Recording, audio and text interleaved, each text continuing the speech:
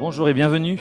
Bienvenue à chacun d'entre vous ici ce matin. Il y en a certainement quelques-uns qui vont encore arriver et on les accueillera aussi avec joie. Parce que c'est un jour de joie. Pour plusieurs en tout cas. Oui.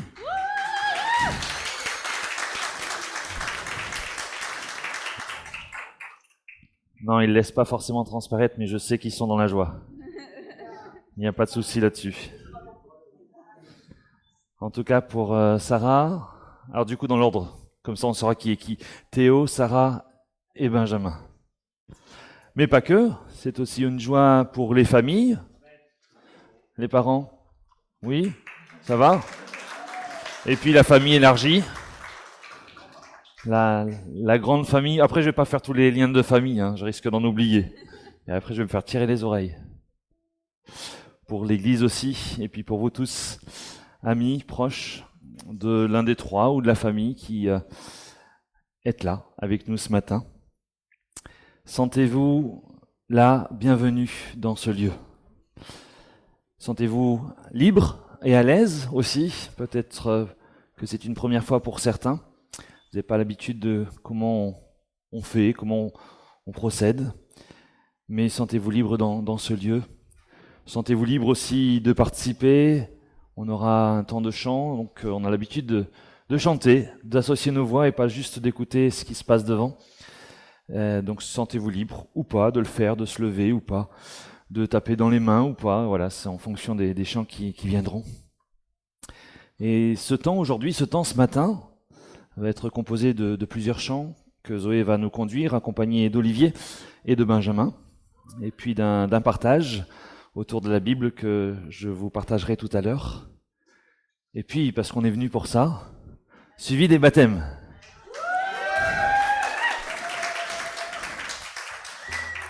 Et après les baptêmes, on priera aussi pour nos baptisés. Ah, je pensais qu'il y aurait plus de joie. Et puis le partage du repas du Seigneur, et j'expliquerai chaque étape en temps voulu. Avant de céder la place à Zoé, je vais juste demander la bénédiction de Dieu pour ce temps particulier. Seigneur, merci. Merci pour ce temps de joie ce matin. Merci pour ta présence en ce lieu.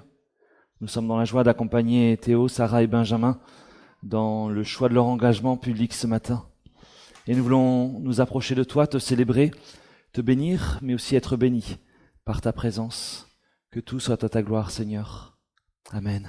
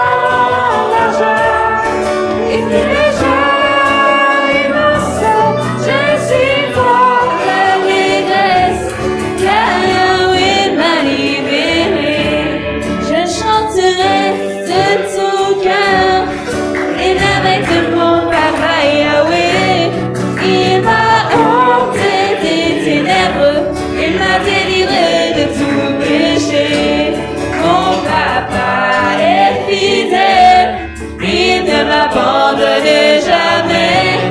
Je n'ai plus rien à craindre, car Yahweh m'a libéré.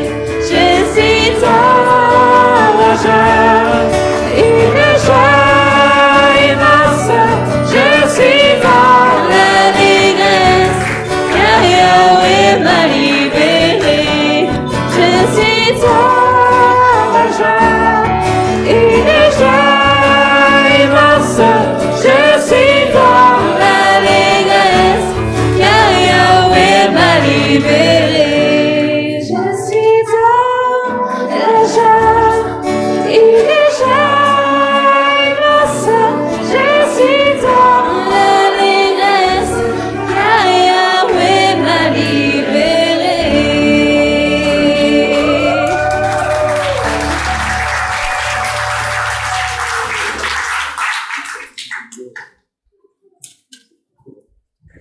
Tu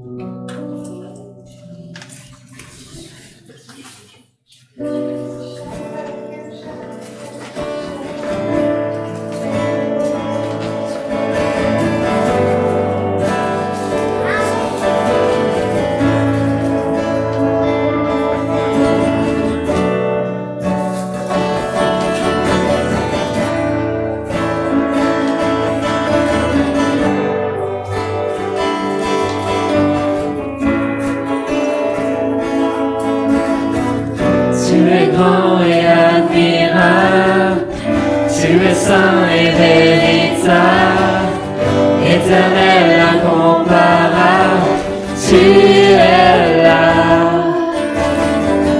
Tu es fort et insondable, infini et redoutable, majestueux et immuable, tu es là. Nous te chantons, nous proclamons, tout-puissant, souverain, tu tiens ma vie dans ta main, les lenteurs couronnées, par toi je suis libéré, tout-puissant, souverain, tu tiens ma vie dans ta main, les lenteurs couronnées, par ça je suis libéré.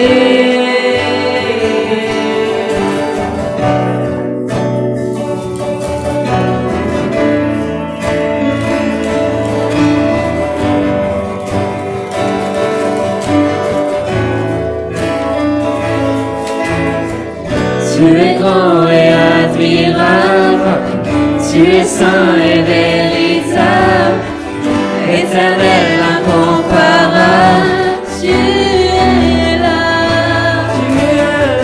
tu es fort et insondable, infini et redoutable, majestueux et immuable, tu es là. Nous te chantons, nous proclamons, tout-puissant, souverain, tu tiens ma vie dans ta main, les lenteurs couronnées, par ça je suis libéré.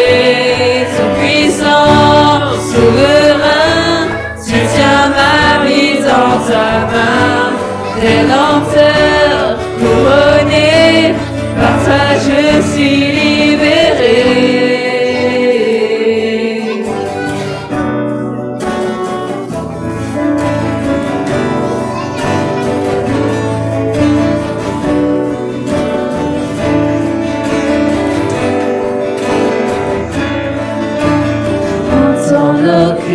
Entends nos cœurs, nous sommes unis pour toi Seigneur. Entends nos cris, entends nos cœurs, nous sommes unis pour toi Seigneur. Entends nos cris, entends nos cœurs, nous sommes unis pour toi Seigneur.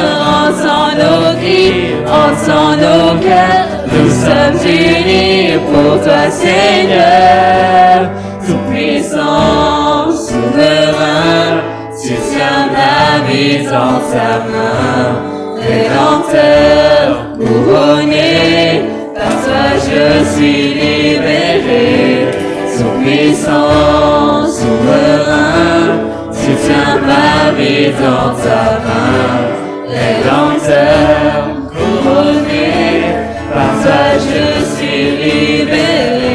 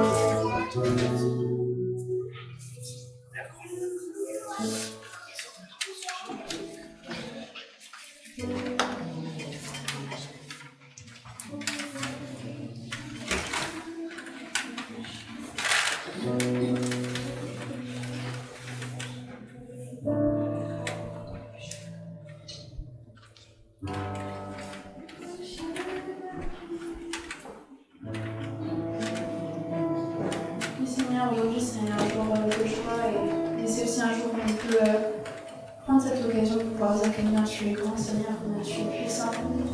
Et parce que c'est pour toi qu'on a décidé de te suivre un jour, Seigneur, et c'est pour toi qu'on veut montrer cet engagement, Seigneur, aujourd'hui. Tu es grand, Seigneur.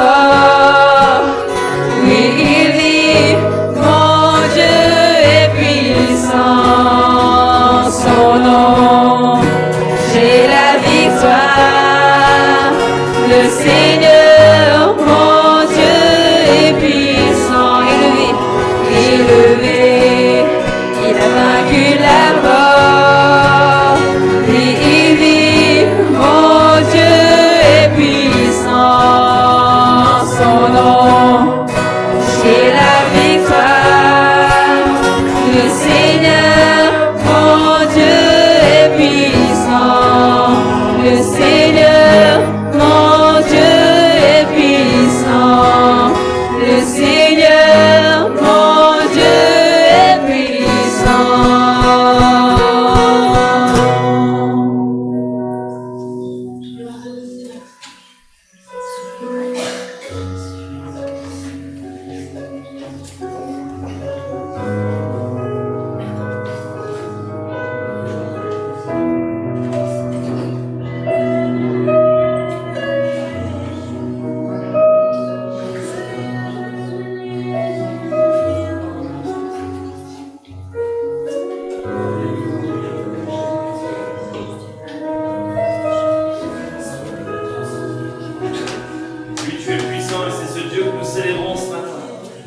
Un Dieu qui est vivant, un Dieu qui est puissant. Rien n'est impossible à toi, Seigneur. Et même si parfois les circonstances sont difficiles, même si parfois le chemin est difficile, nous savons que tu es fidèle, que tu es là. Nous voulons bénir ton Saint-Nom, te bénir, Seigneur, pour ce que tu es, pour ce que tu fais dans les vies et dans nos vies. Oui, Seigneur, tu es là. C'est toi, le roi. Accueillons avec des chants de joie sur les terrestres. Oh, quelle joie, Seigneur, ce matin, pour ces baptêmes, pour cette chanson. Sois loué, sois adoré pour ce que tu es.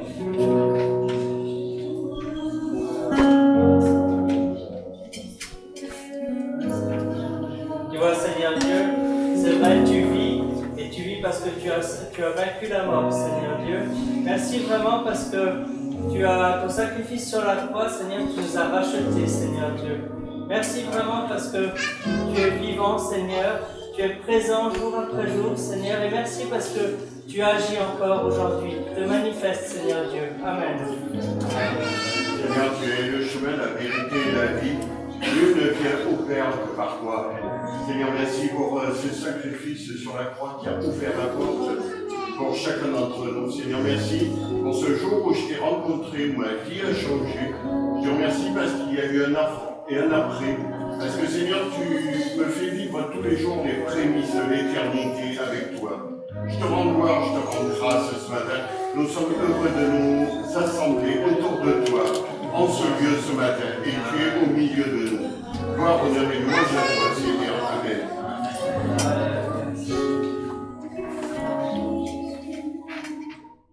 Bénissons éternel, toi qui es imparable, Seigneur, ta mère dans le ciel.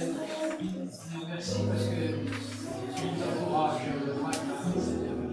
Tu nous encourages à croire en toi, à croire en Dieu le Père qui nous a révélé, Seigneur. Merci pour cet amour que tu nous as manifesté, amour du Père au travers de toi. Béni soit ton nom. Amen.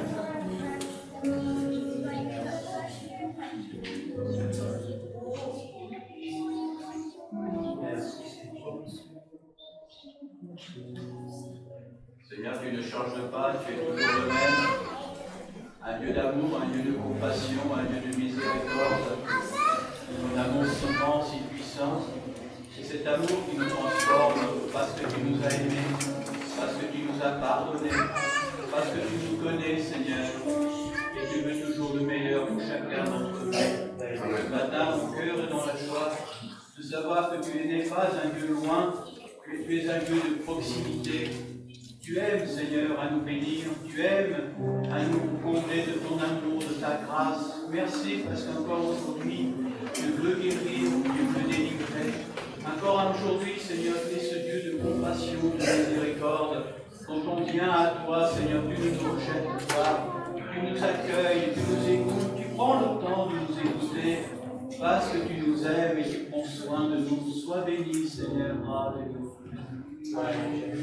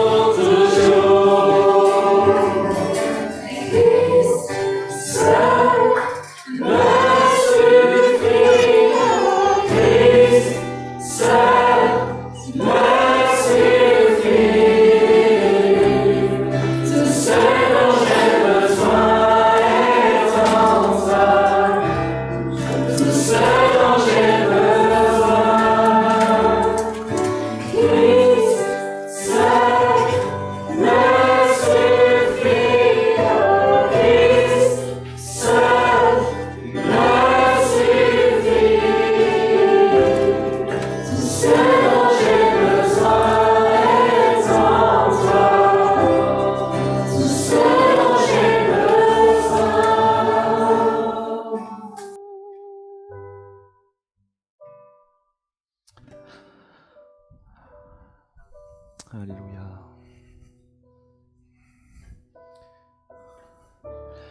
Christ, le seul dont j'ai besoin. Et c'est quelque chose que nos baptisés vont pouvoir aussi dire tout à l'heure. Mais avant de leur laisser la place, j'aimerais, moi, partager un temps sur la parole de Dieu. Merci, l'équipe de musique.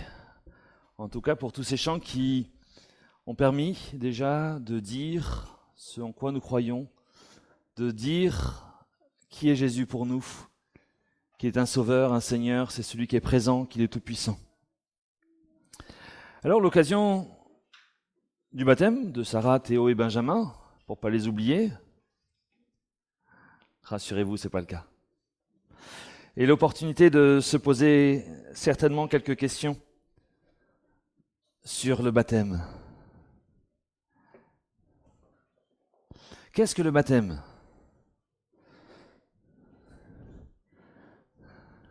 Un bain ? Oui, mais il est rapide. Alors peut-être qu'on peut diviser la réponse à cette question en deux parties, l'action et puis sa signification. L'action, le mot baptême, veut dire plonger ou même noyer dans le sens entièrement dans l'eau, mais c'est pas pour y rester. On en a déjà parlé. Ils sont au clair là-dessus. Le lieu n'a pas d'importance tant que nous respectons ce que la Bible nous dit, le fait d'être donc immergé entièrement dans l'eau. Alors nous ici, on a un baptistère. Tout à l'heure, le futur baptisé, puisque ce n'est pas encore le cas, même si j'ai déjà dit nos baptisés, vont descendre dans l'eau. Puis normalement, je vais leur poser quelques questions rapides, courtes. Rassurez-vous, pas besoin d'une grande dissertation. Normalement, la réponse devrait être assez courte. À propos de qui est Jésus et de ce que vous avez décidé, comme tous ceux qui l'ont déjà fait, de le suivre. Et puis après, puisque c'est moi qui fais, je plonge dans l'eau, juste quelques instants. Oui, il m'a parlé de 5 minutes, j'ai dit que c'était un peu long quand même. Puis on le relève, il sort de l'eau et voilà, le baptême est fait. Ça, c'est l'action. Sa signification ? Le baptême est un symbole, il représente une réalité spirituelle, mais ce n'est pas cela qui nous sauve. L'épître aux Romains, écrit par Paul, au chapitre 6, nous parle que l'eau dans laquelle nous sommes baptisés représente une tombe. Alors, ce n'est pas écrit comme ça, mais moi, ça me parle particulièrement. C'est-à-dire le fait d'être plongé dans l'eau, c'est symbolique d'une mort à son ancienne vie. Et on laisse là l'ancienne vie. On ne la reprend pas. Notre ancienne vie, on était rebelle à Dieu.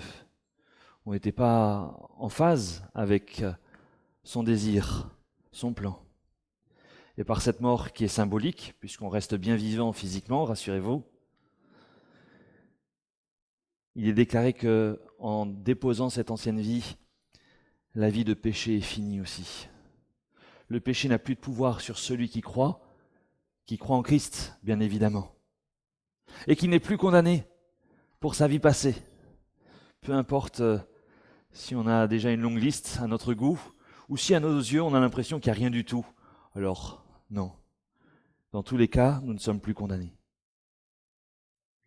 Et quand on relève,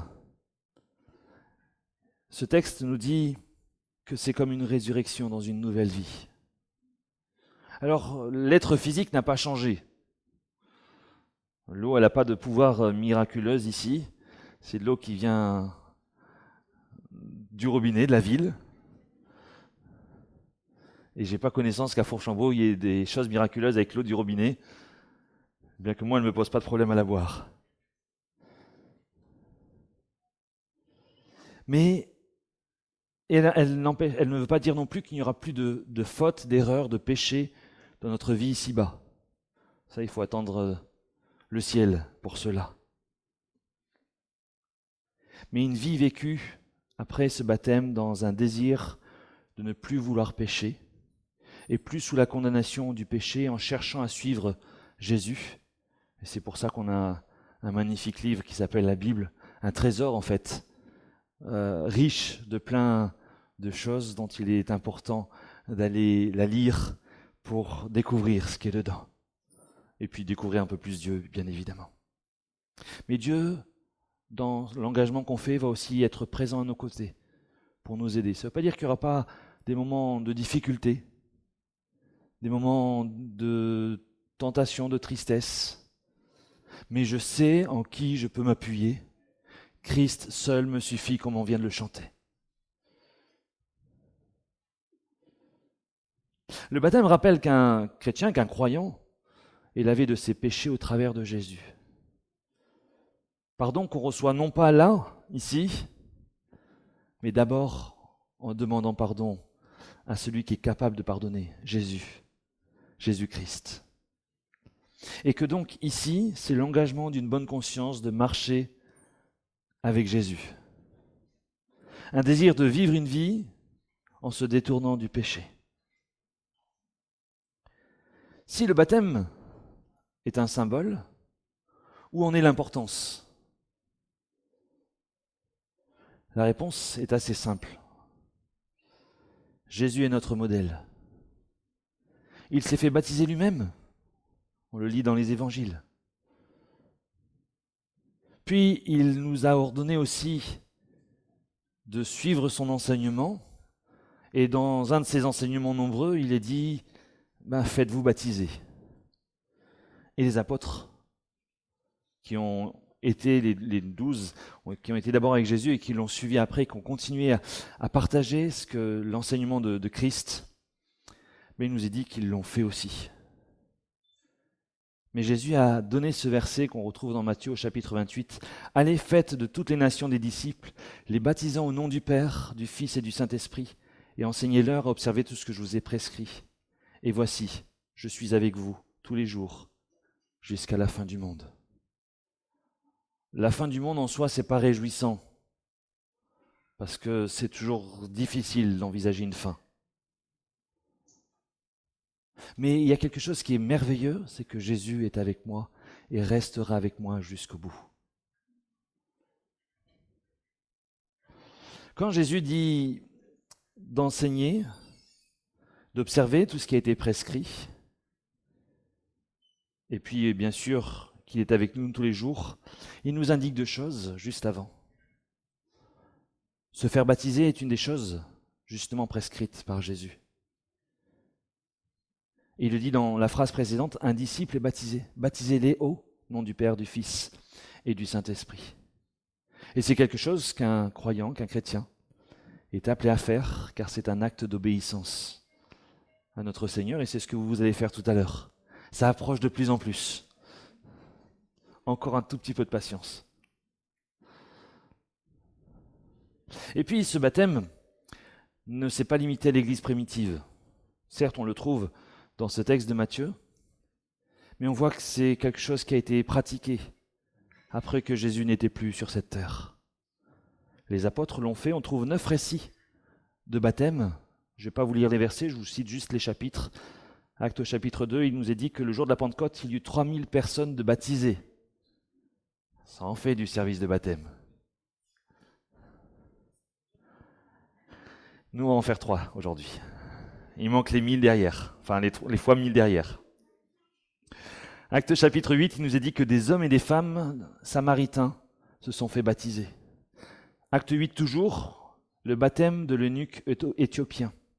Acte 9, le baptême de Paul. Acte 10, le baptême de Corneille et ses amis. Acte 16, le baptême de Lydie et sa maison. Acte 16, le baptême du geôlier, toujours dans le même chapitre. Acte 18, le baptême de Crispus et de sa famille et des nouveaux convertis à Corinthe. Et puis, au chapitre 19, des baptêmes à Éphèse. Tout au long de ce livre, il y a eu des baptêmes. Et c'est cette église primitive. Et on en a encore trace, avec notamment des baptistères en pierre dans certaines villes ou villages, même en France. Le baptême n'est pas un sacrement, mais un acte d'obéissance à ce que Jésus nous a enseigné de vivre. Alors il est pour qui ce baptême? Quand nous lisons ces récits que je viens de vous citer dans le livre des Actes des Apôtres, il devient clair qu'il y a toujours quelque chose qui précède le baptême, qui est avant le fait d'être là immergé dans l'eau. Dans Acte 2, il est dit « Ceux qui acceptèrent sa parole furent baptisés ». Dans Acte 8, il est dit « Quand ils eurent cru à Philippe, qui leur annonçait la bonne nouvelle du royaume de Dieu et au nom de Jésus-Christ, hommes et femmes se firent baptiser. » Acte 16, pour reprendre juste quelques versets parmi d'autres, ils lui annoncèrent la parole du Seigneur ainsi qu'à tous ceux qui étaient dans sa maison. Il les prit avec lui à cette heure-là même de la nuit. Il lava leurs plaies aussitôt. Il fut baptisé, lui et tous les siens. Qu'est-ce que cette chose précédente? D'avoir entendu la parole, peu importe la forme, la parole de Dieu, de l'accepter et d'y croire. Et dans Actes, il n'y a aucune exception à cela. Tous ceux qui ont été baptisés, dans les 9 références que je viens de vous citer, ont d'abord cru. Ce n'est pas le baptême qui fait qu'on va croire en Christ. Non, on croit d'abord et après, on se fait baptiser. C'est-à-dire qu'on a placé notre confiance en Dieu, notre foi en Dieu. Et on le voit dans cette histoire de Philippe et l'eunuque éthiopien que je vous ai mentionné dans Actes chapitre 8. Il nous est dit, comme ils continuaient leur chemin, ils rencontrèrent de l'eau. Et l'eunuque dit, « Voici de l'eau. Qu'est-ce qui empêche que je sois baptisé ?» Philippe dit, « Si tu crois de tout ton cœur, cela est possible. » L'eunuque répondit, « Je crois que Jésus-Christ est le Fils de Dieu. » Il fit arrêter le char. Philippe et l'eunuque descendirent tous deux dans l'eau et Philippe baptisa l'eunuque. Le baptême est donc un acte dans lequel le baptisé déclare publiquement ce qui s'est passé à l'intérieur, c'est-à-dire j'ai accepté Christ, j'ai foi en lui. Alors peut-être que les mots ne vont pas être tels quels, mais le témoignage permet de voir qu'il y a eu cette démarche. Le baptême marque le début, ou en tout cas une étape, et non pas la totalité de la vie chrétienne. Il y a des croyants qui peuvent vous dire exactement à quelle heure, à quelle date ils ont pu être baptisés. Et c'est bien, c'est pas mauvais. Mais si on demande parfois comment va la vie avec Dieu, là, parfois, il n'y a plus de réponse. Parce qu'on s'est arrêté au baptême. C'est ça le moment le plus important de la vie chrétienne. Et parfois, on pense que le chemin est terminé. Et ce n'est pas le cas. Vous avez plein de personnes autour de vous pour vous l'affirmer. Alors c'est bien de regarder en arrière et de dire oui, dans ma vie, il y a ça et ça, où il y a eu des moments forts, des moments clés. C'est important. Mais ce qui est important aussi, c'est qu'aujourd'hui, je continue à marcher avec Dieu. Et que je cherche à ce que demain soit ainsi et les jours qui vont aller derrière. C'est ainsi que le croyant baptisé va chercher de tout son cœur à lire la parole de Dieu, à la comprendre et à la mettre en œuvre, à la mettre en pratique dans tous les instants de sa vie, qu'elle soit personnelle, qu'elle soit familiale, qu'elle soit professionnelle ou dans la société, dans la vie de tous les jours. C'est ce que nous nous sommes efforcés de faire dans ce parcours de préparation que nos 3 amis ont suivi et de voir ce que cela implique aussi dans la vie. Moi, j'ai beaucoup apprécié ces temps, je vous l'ai déjà dit, mais je le redis ici. Mais ne gardez pas juste un bon souvenir de ce temps de préparation. Cherchez, continuez à chercher, à mettre en œuvre ce que vous avez reçu et puis à y revenir parce qu'on a tendance à oublier. Donc il est bon de renouveler ce qu'on a appris. Et même quand la parole semble difficile, de continuer, parce que Dieu nous aide à comprendre. J'aimerais vous citer un dernier verset. Jean, au chapitre 8, verset 32, il est dit, et c'est Jésus qui parle, « Vous connaîtrez la vérité, et la vérité vous affranchira. » Sommes-nous libres? Nous vivons dans un pays libre. Mais est-ce que nous sommes réellement libres en nous? Les Juifs étaient convaincus qu'ils étaient libres. Ils vont répondre à Jésus, « Nous sommes la postérité d'Abraham et nous ne sommes jamais esclaves de personne. c'est pas tout à fait vrai. Presque la moitié de leur existence à ce moment-là ont été composés de 4 siècles d'esclavage en Égypte, 70 ans d'exil à Babylone, presque 4 siècles sous le gouvernement des Médo-Perses, puis des Grecs, et puis déjà 3/4 de siècle sous le joug des Romains. Mais on n'a jamais été esclave. Oui, on n'a peut-être pas le même regard. Comme souvent, dans le texte, on voit que parfois les personnes n'ont pas compris ce que Jésus voulait dire. Car Jésus ne leur parlait pas d'être esclaves par le corps, d'être sous l'autorité, le joug de quelqu'un, un joug bien sûr où on n'a pas de liberté, mais d'une forme d'esclavage encore plus grave, celle du péché. Et au verset 34, il est dit, en vérité, je vous le dis, leur répliqua Jésus, quiconque se livre au péché est esclave du péché. Ce qui est étrange en ce qui concerne l'esclavage, c'est que très souvent, je ne dis pas que c'est tout le temps comme ça, mais en tout cas, surtout dans les débuts, les esclaves ne se rendent souvent pas compte qu'ils sont esclaves, parfois de manière tardive. Les pécheurs ont du mal parfois à confesser qu'ils sont pécheurs.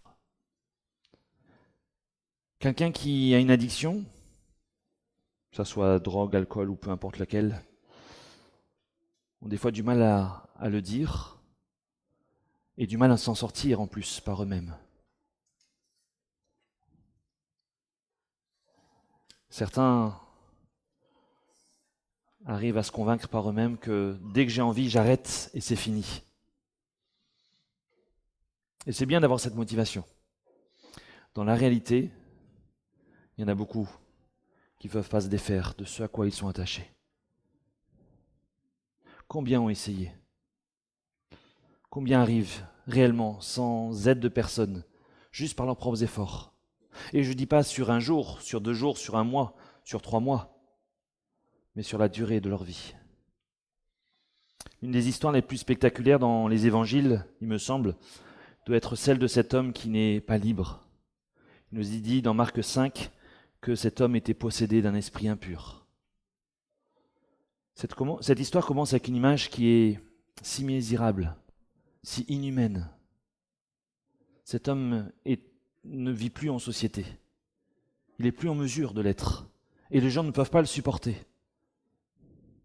Donc on le met en dehors. Et puis, ce n'est pas tellement l'histoire en elle-même ou le début de l'histoire qui est intéressante. C'est surtout la fin, à mon sens, de ce qu'il est devenu. Les hommes ont essayé de l'aider, en l'attachant pour qu'il ne se fasse pas mal. Il nous dit, il avait tellement de force qu'il en a brisé les chaînes. Et l'aide humaine est bonne. Je ne vais pas dire autre chose. Elle est bonne. Et on a besoin d'être entouré, d'être aidé par des personnes. Certains sont même spécialistes et c'est utile.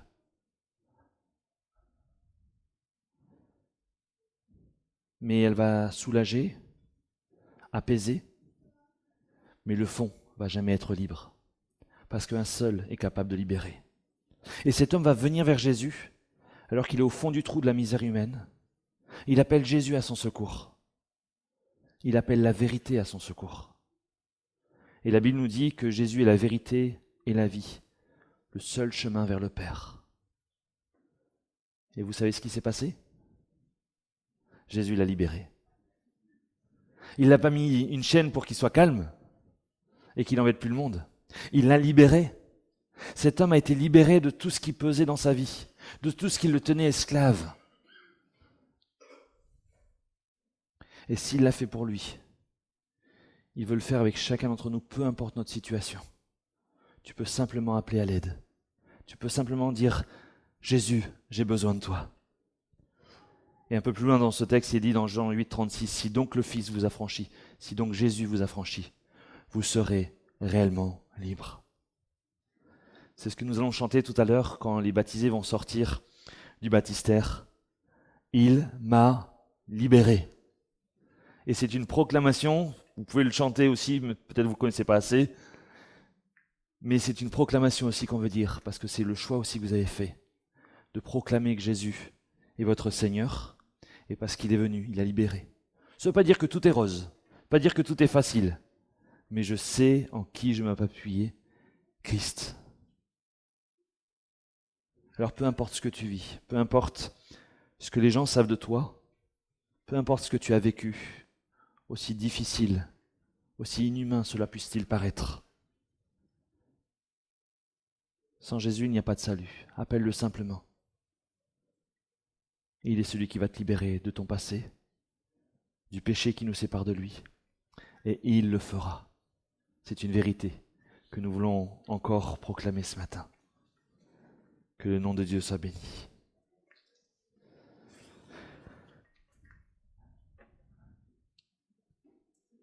Ça y est, t'as bien compris.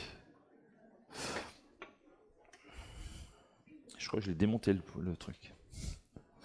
Je vais le remonter parce que sinon tu vas me le démonter encore plus sur le montant. Ça va. Le moment tant attendu est là.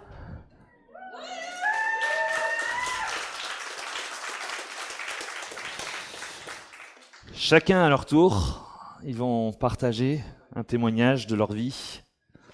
Pourquoi ils s'engagent, ils le feront avec leurs mots. Hein. Je ne leur ai pas écrit leur texte. Après quoi, on prendra le chant qu'ils ont choisi, parce que chacun a choisi un chant, personnellement. Et puis ce sera le temps de nous préparer. Et on va commencer avec Benjamin, qui ira dans le baptistère, moi à ses côtés.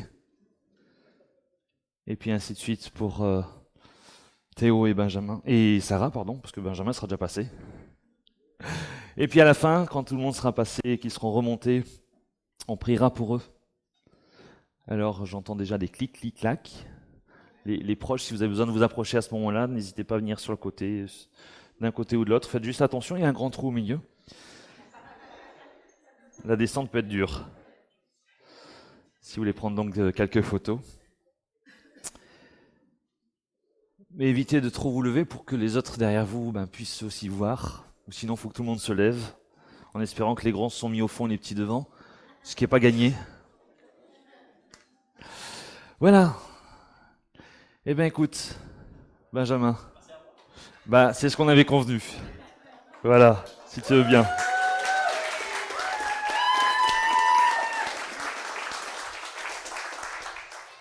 Tu préfères quoi? Bonjour. Je la vois.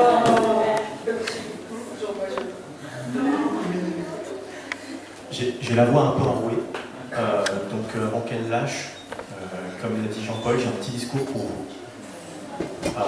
C'est pour présenter mes intentions, mes pensées, mais aussi pour me présenter un petit peu à vous.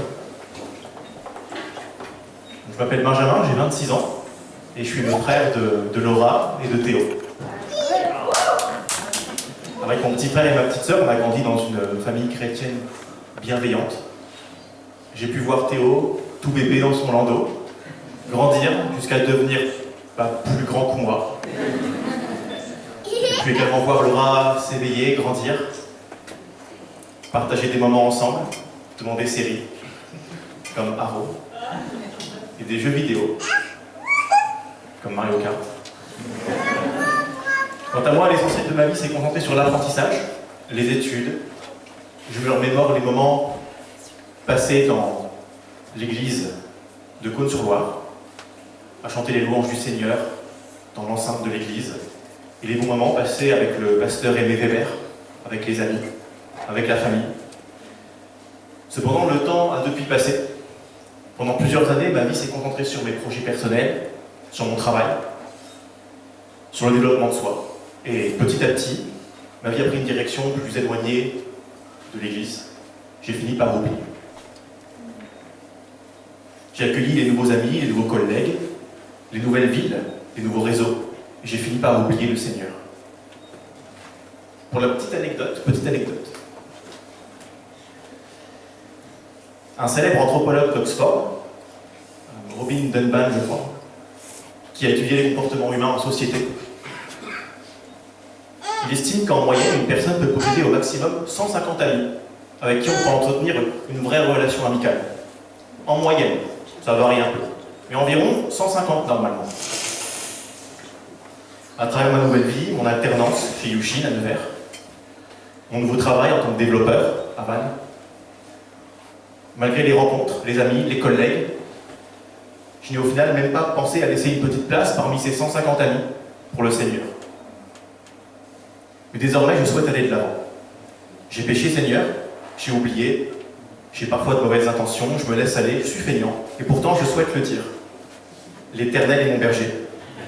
Le sang du Christ me permet à moi aussi de prendre part à cette nouvelle alliance entre Dieu et les hommes.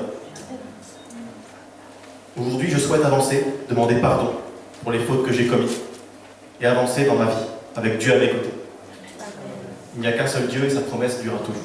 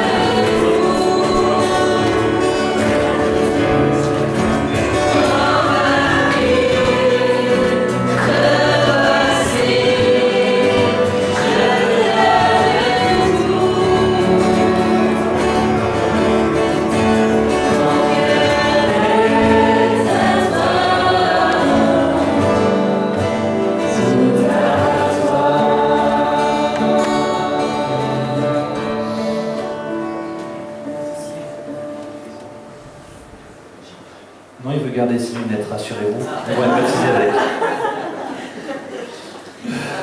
Voilà.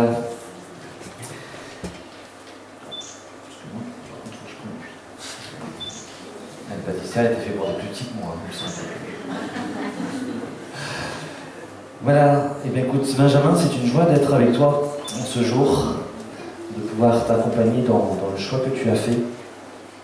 Est-ce que tu confirmes encore maintenant, comme tu l'as dit déjà en témoignage, mais que tu as reconnu en Jésus ton Seigneur et ton Sauveur? Bien fort, tu peux répondre. Oui. Vous avez entendu ou pas? Oui. J'ai pas mis le micro. Oui, très bien. Est-ce que tu t'engages à le suivre jusqu'au bout de ta vie, comme tu as pu l'entendre aussi dans cette préparation? Oui. Et bien sur ta confession de foi, je te baptise au nom du Père, du Fils et du Saint-Esprit.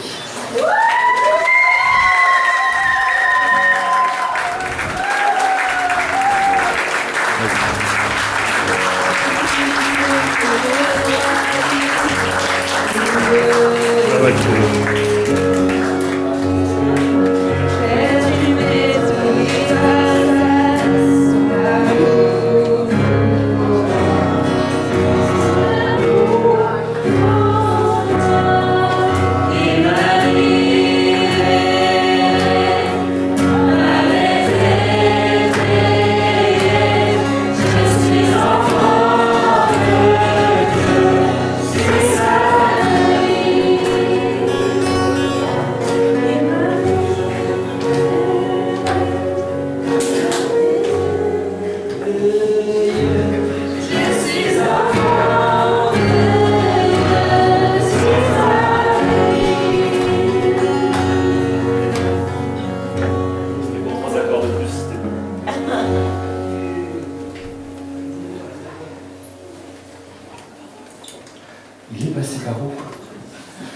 En fait, il marche juste derrière.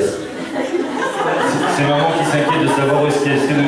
Il n'est pas resté dans le baptistère, je te rassure. Donc là, il y a des escaliers qui amènent au rez-de-jardin. Et il y a une salle pour changer en bas. Et tout à l'heure, il va revenir, normalement par le fond, s'il ne pense pas par le bon côté. Voilà. Mais tu as raison, c'est des questions qu'on n'a pas élucidées juste avant. Après le grand frère, on va prendre le petit frère, mais qui est plus grand en taille. Théo.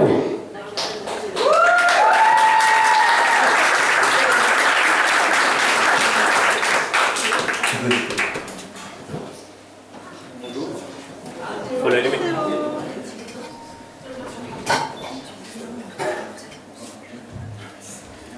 Bonjour. Alors moi je m'appelle Théo, j'ai 15 ans.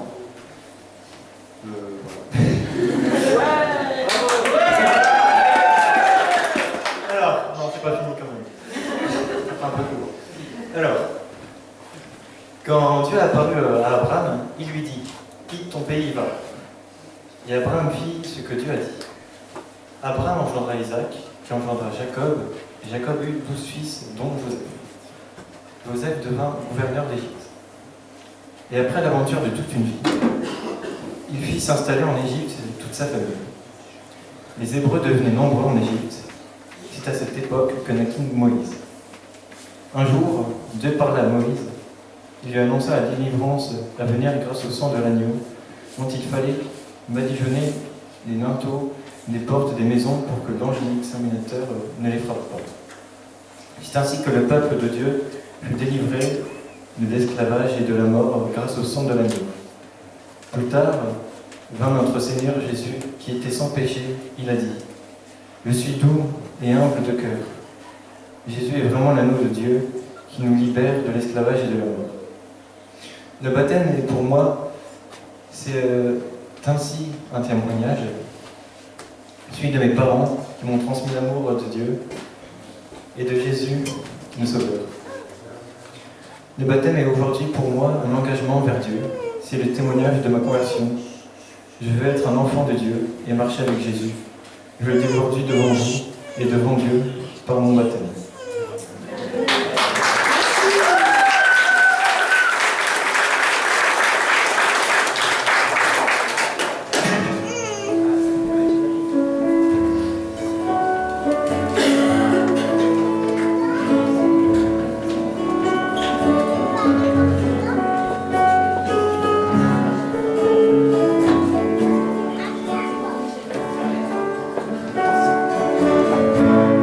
Sa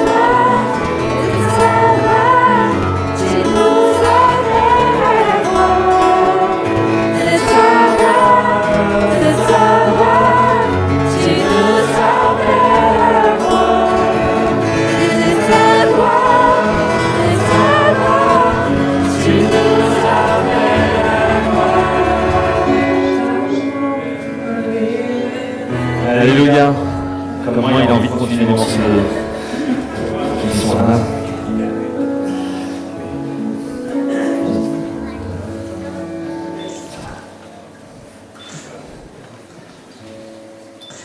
Théo, en fait, on a un petit souci d'eau chaude. Et c'est le premier qui m'a dit non, mais c'est pas un souci l'eau froide.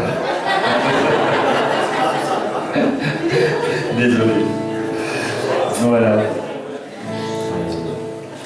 Théo, nous sommes dans la joie de t'accompagner dans le choix que tu as fait d'être baptisé aujourd'hui. Est-ce que tu confirmes que tu as choisi Jésus-Christ comme Seigneur, comme Sauveur? Oui.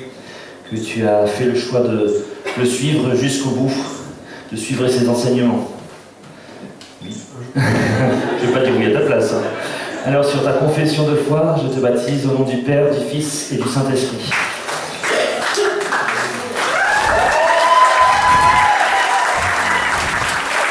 Ah bah oui.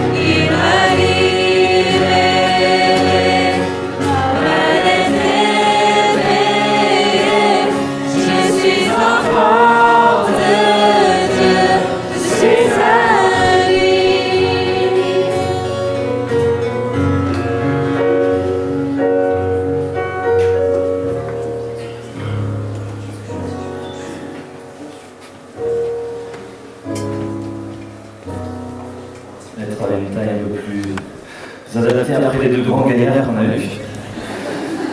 Je vais laisser la place à Sarah pour le partage aussi de mon témoignage. Et puis j'inviterai après Arminda à venir. Merci.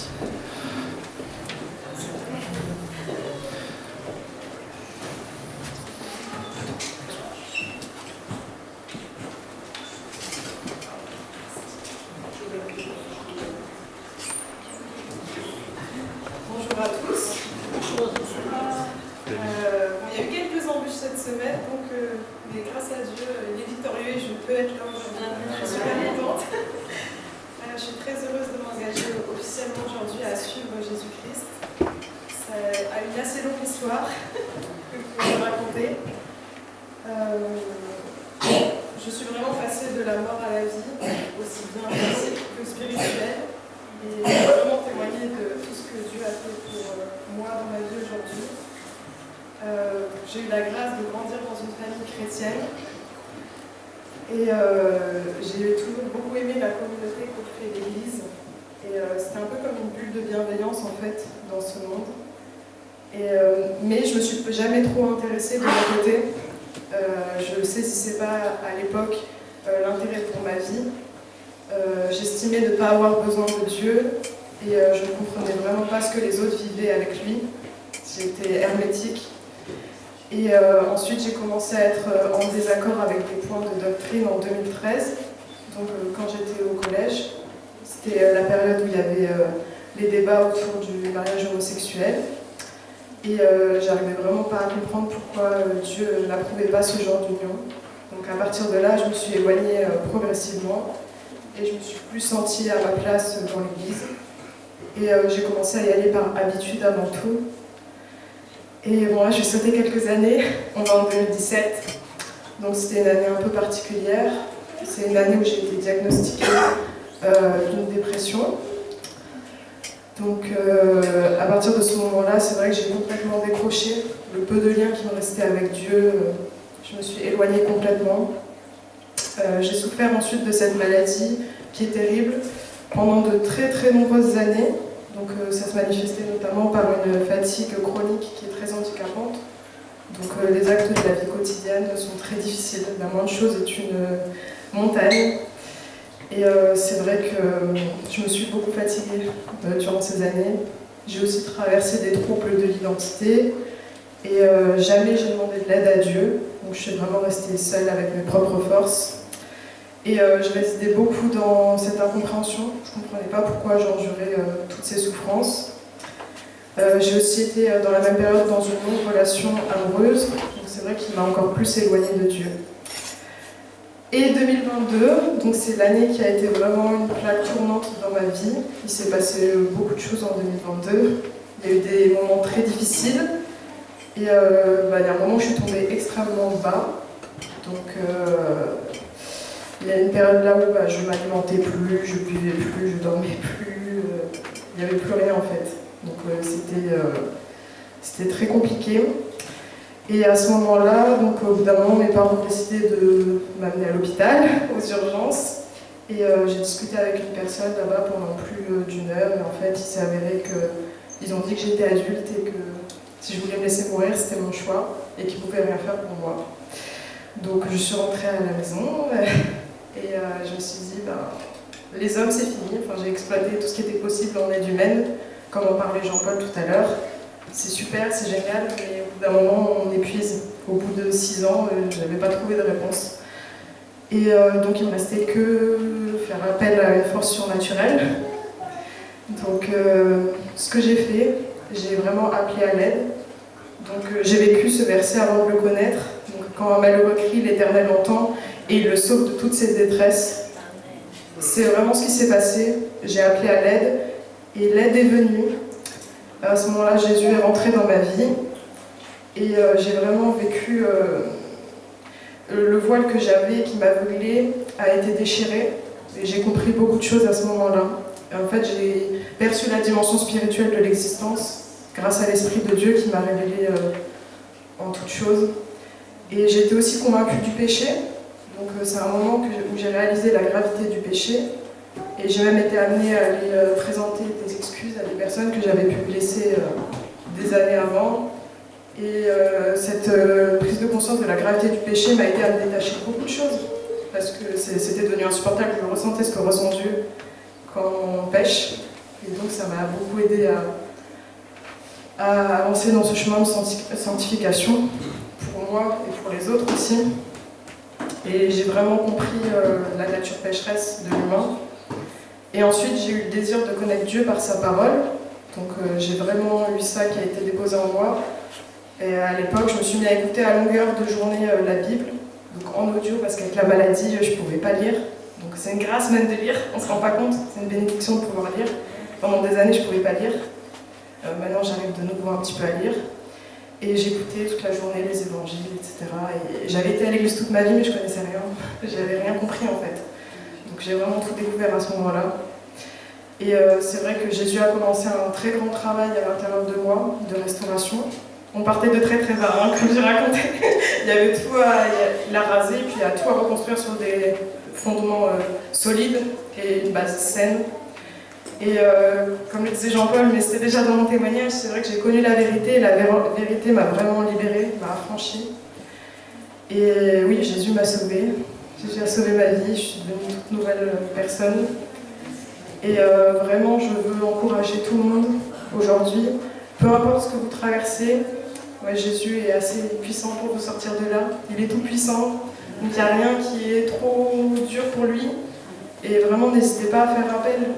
Ce matin, vous entendez une fille comme ça, peut-être que vous ne connaissez pas, mais ce soir, n'hésitez pas à dire à Dieu, ce matin, j'ai entendu une Sarah là, qui m'a parlé de tout ce que tu as fait dans sa vie. Si c'est vrai, est-ce que tu peux te révéler à moi? Est-ce que tu peux faire quelque chose dans ma situation? Moi, je ne connais pas tout ça à l'église, c'est pas trop mon truc, mais j'ai envie de te connaître, j'ai envie de savoir qui tu es. Et je vous invite vraiment à ne pas faire comme moi. C'est facile d'accéder à Dieu. Il n'y a pas besoin d'aller dans toutes les traditions, il suffit juste de s'adresser dans nos mots, dans notre chant. Et oui, vraiment, c'est tout ce que je vous souhaite. Et parce que nos forces, elles sont très limitées en tant qu'humains. On peut reposer dessus de nombreuses années, mais au bout d'un moment, ça ne suffit plus. On a besoin de plus que ça. Et, mais ces épreuves, elles n'ont pas été inutiles. Elles produisent du fruit, elles permettent d'aider les autres qui traversent ce qu'on a traversé aussi. Et j'en ai vu le bénéfice. Ça fait une seule année que je suis en Dieu, mais j'ai déjà pu aider des gens à travers ce que j'ai vécu. Et Dieu nous permet d'accéder vraiment à beaucoup plus que tout ce que le monde peut nous proposer. Et ça, c'est pas juste des paroles comme ça, c'est vraiment véridique. Et ce qui est vraiment magnifique, c'est qu'on vit maintenant déjà un petit bout d'éternité, mais ça se prolongera pour toujours dans sa présence. Et ça, c'est le plus beau cadeau. Et on peut être sauvé juste par sa grâce. Tout repose sur Christ. Christ seul me suffit. Et c'est pas par les œuvres, donc c'est vraiment accessible à tous. Vous pouvez tous accéder à cette éternité avec Jésus, cette éternité qui commence ici. Voilà, donc j'aimerais finir par deux versets que j'affectionne beaucoup. Donc c'est dans Romains 8, 38 et 39. En effet, j'ai l'assurance que ni la mort, ni la vie, ni les anges, ni les dénominations, ni le présent, ni l'avenir, ni les puissances, ni la hauteur, ni la profondeur, ni aucune autre créature ne pourra nous séparer de l'amour de Dieu manifesté en Jésus-Christ notre Seigneur. Amen.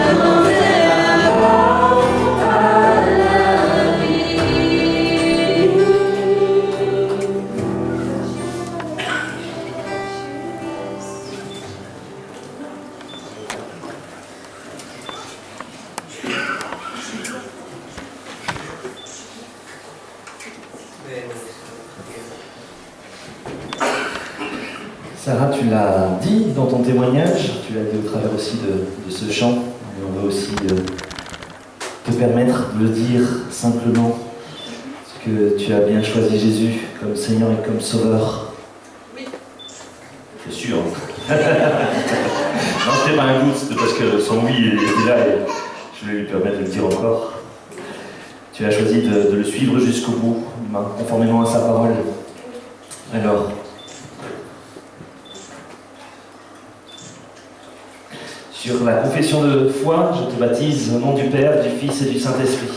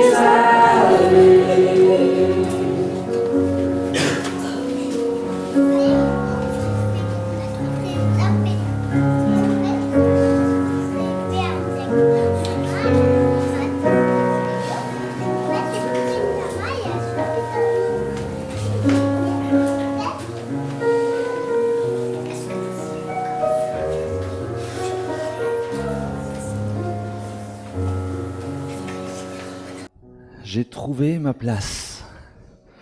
J'aime particulièrement ce chant, depuis que je l'ai déjà entendu, parce qu'il reflète vraiment un choix qui est là à l'intérieur.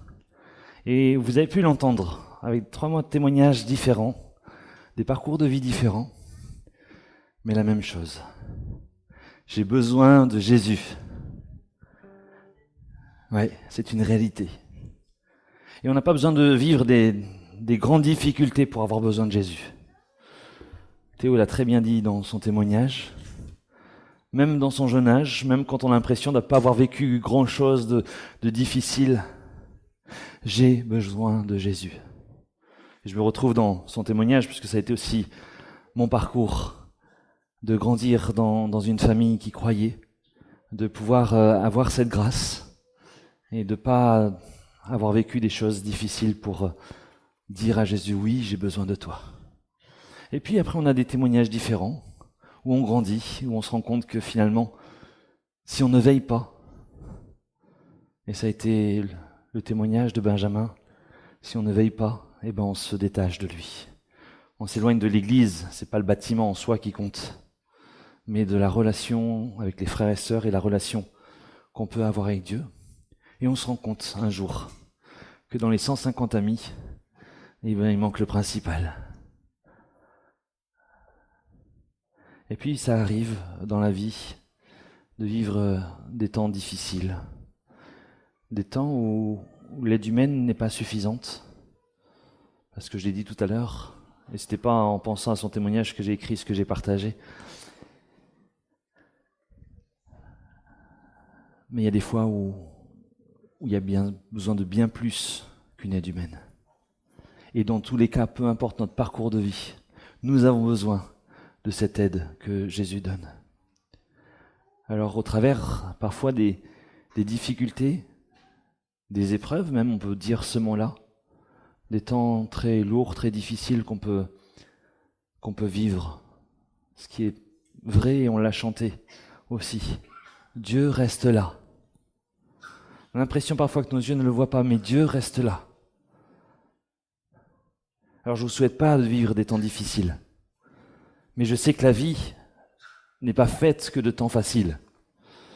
Sauf si quelqu'un a vécu quelque chose de particulier, dites-le moi. parce que je connais personne, en tout cas, qui a vécu une vie facile. Alors oui, peut-être parfois on grandit dans un bon foyer, et ça a été le cas, et c'est une grâce, et tant mieux. Ça ne veut pas dire que quand on n'a pas ça, on ne peut pas s'en sortir dans la vie, heureusement. Mais même quand on a ce cadre, un bon cadre, eh ben le choix reste personnel, le choix reste à faire. Et puis dans ce chemin de vie, on peut des fois se retrouver dans des choix qui ne sont pas des plus raisonnables. J'en ai fait un jour dans ma vie, et je vais vous le raconter. On va aussi attendre Sarah dans quelques instants, parce qu'on veut prier pour eux et les bénir. Un jour, j'ai fait mon service militaire, mais dans le civil, parce que je voulais être au contact de la population et puis être une source de bénédiction, me rendre utile, pas que les militaires sont inutiles, c'est pas mon propos, mais j'avais envie de pas faire des exercices militaires, ramper par terre, etc. Mais j'ai envie vraiment d'aider mon prochain. Donc j'ai servi dans une association, et puis la couverture de ces associations nous rassemblait une fois tous les 3-4 mois, je sais plus exactement, oui c'était 3-4 fois à l'année. Et je me souviens d'une en particulier parce qu'elle a marqué ma vie aussi. Elle a marqué ma vie parce que j'ai fait des choix qui ont été insensés. On s'est retrouvés dans la belle ville de Marseille, dans un endroit assez chouette, pas très loin de la mer, des Calanques, et on a passé une bonne semaine, comme on aimait en passer. Et puis on a un cycle, à l'époque c'était 24 mois à la place du service militaire. Oui, j'ai passé à la fourchette où c'était 20 mois, j'ai raté ça, mais c'est pas grave. Et donc j'arrivais à la fin de mes 2 années, on était plusieurs à s'être engagés en même temps dans différentes associations, et on avait du plaisir à se retrouver, à partager nos expériences, notre foi, etc. On avait des horizons différents. Et puis ce soir-là, le vendredi soir, c'était le dernier, on repartait le dimanche, ou le samedi soir, je sais plus, peu importe. Mais je sais que c'était le vendredi soir, ce qui m'est arrivé. On s'est lancé comme objectif d'aller demain matin à la mer, parce que c'était notre journée libre avant de partir. Oui, c'était ça, on partait le samedi. Et le soir a duré, on était heureux d'être ensemble, on a duré dans le temps. On a dépassé les minuit parce qu'on était des braves et des courageux. Bon, il y en a quelques-uns qui nous ont lâchés avant. Puis on a continué aux petites heures du matin, et puis arrivé le matin, parce qu'on était heureux d'être restés ensemble, on s'est dit, mais on a dit qu'on allait à la mer, donc on y va. Une chose est dite, on le fait. Vous savez, ces phrases des fois qu'on prononce, et puis on réfléchit pas forcément toujours ce à quoi ça correspond. Et puis on est sortis, quelques-uns allaient à la mer pour s'y baigner, évidemment. Sinon, c'est pas intéressant. Bah oui. Et quand on est sorti, il y avait ce petit Mistral. Un peu frais le matin. Et quelques chers amis, eux, ont dit hey, on va à la plage, mais on se baigne pas. Et nous, les gars, franchement, faut pas se dégonfler, hein. On l'a dit, on le fait. Je sais plus si on était 4 ou 5 gars. Puis au fur et à mesure qu'on descendait, qu'on arrivait près de la plage, il y a quelques gars qui se sont aussi dégonflés. Et puis j'ai fait partie de ceux qui ont dit non, mais c'est bon, ça va faire frais, un peu comme aujourd'hui. Non, c'était pas une vengeance. C'était dans une eau un peu plus calme. Et on était 2, finalement, sur le groupe d'une dizaine de personnes. On était 2 à aller se baigner. Et pourtant, je suis né dans le sud, mais pas du côté des Calanques, un peu plus à la frontière italienne. Et on sait que la mer part rapidement, et donc on s'est dit que c'était pas forcément judicieux d'aller se baigner de ce côté-là avec ce vent. Donc on s'est baigné côté intérieur de la Calanque, en se disant on est tranquille. Enfin, moi je me suis dit on est tranquille. Et puis je me suis baigné, et puis en fait il y a autant de fonds marins, autant de tournis dedans, de vent à l'extérieur, de puissance en dessous de l'eau qu'on n'a pas l'impression de voir. Et j'ai commencé à prendre une tasse, 2 tasses, j'ai pas le nombre de tasses, j'ai perdu pied. Et puis, pas bon nageur que je suis, ça devenait dur de lutter. Tout ça parce que j'avais dit que fallait faire ce qu'on avait dit de faire.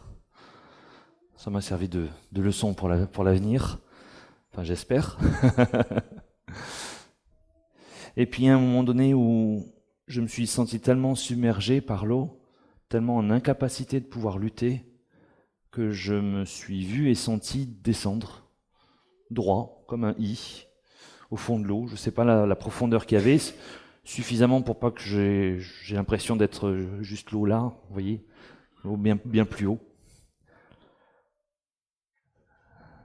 Et alors que je descendais, que j'ai senti que je touchais de manière plutôt raide, comme je me tiens debout devant vous, le fond, mon cœur a crié au Seigneur.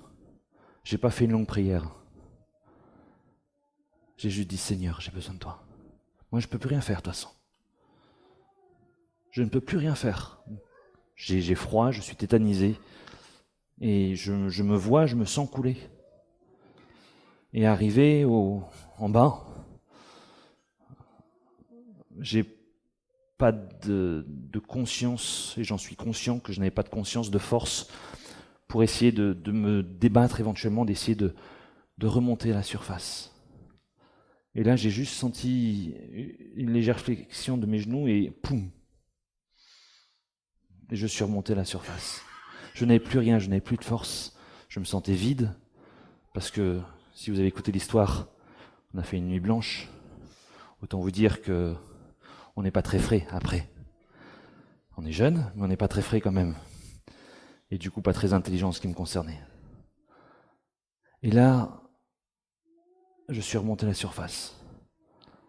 Et mon collègue, qui lui était heureusement bien meilleur nageur que moi, même s'il a trouvé que c'était aussi un peu tumultueux, est venu vers moi, parce qu'on était séparés de quelques mètres. Et je me suis retrouvé en fait pas très loin d'un rocher. Il y avait peut-être la jetée un peu plus loin que, enfin le bord de Calanque un peu plus loin que l'entrée de la rue.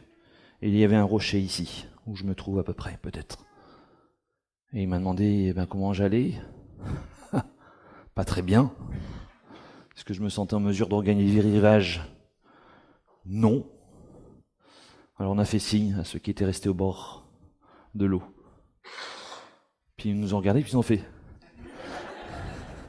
Bah oui, les deux petits courageux, enfin les deux fous plutôt, qui ont été se baigner, on leur fait le coucou, bravo les gars. Ouais.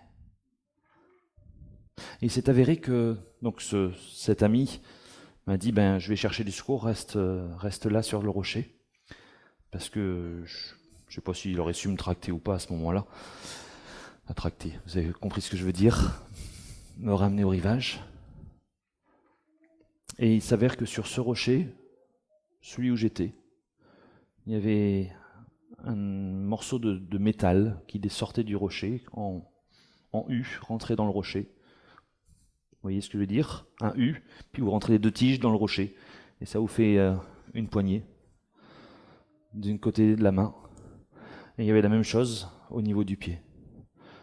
Ce qui fait que j'ai pu me tenir le rocher comme j'ai essayé de pouvoir, et puis d'avoir un pied aussi qui reposait sur quelque chose, ce qui fait que du coup je soulageais mon corps aussi, et j'avais pas besoin de bouger dans l'eau, etc. Et il est parti chercher les secours, ils ont appelé les pompiers. J'ai eu le droit d'un voyage dans un véhicule léger des pompiers de Marseille. Qu'est-ce que la sirène, c'est agaçant quand on est en bonne santé. Et j'ai demandé s'ils pouvaient l'éteindre, ils m'ont dit non monsieur, on vient de vous secourir, il faut qu'on ouvre la voie, vous allez à l'hôpital pour être examiné. Mais je vais bien. Mais la sirène, ça me prend la tête après une nuit blanche. Bref, j'en suis sorti indemne, physiquement. J'en suis sorti indemne dans mon intégrité physique. Mais c'était une occasion de pouvoir vivre quelque chose de fort avec Dieu, de voir que même là, quand on est au fond du trou, même quand c'est de ma propre faute, ce qui m'est arrivé, il n'y a pas d'autre raison, c'était vraiment que la mienne. Dieu a fait grâce, il a tendu la main, il a sauvé.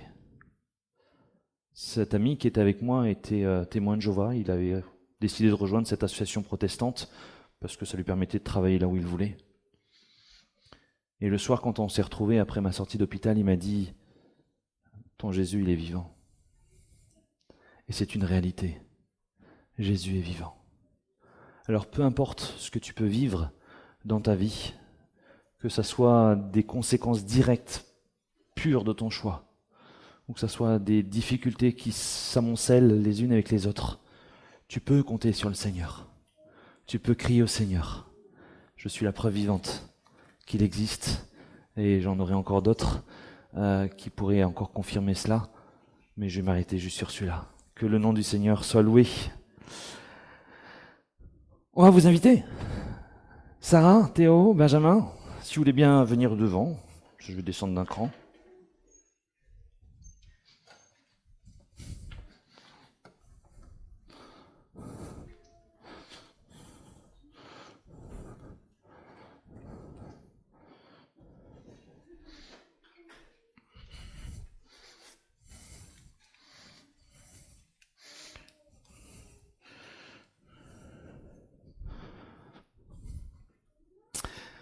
Voilà, on a eu de la joie de voir leur témoignage, on a eu de la joie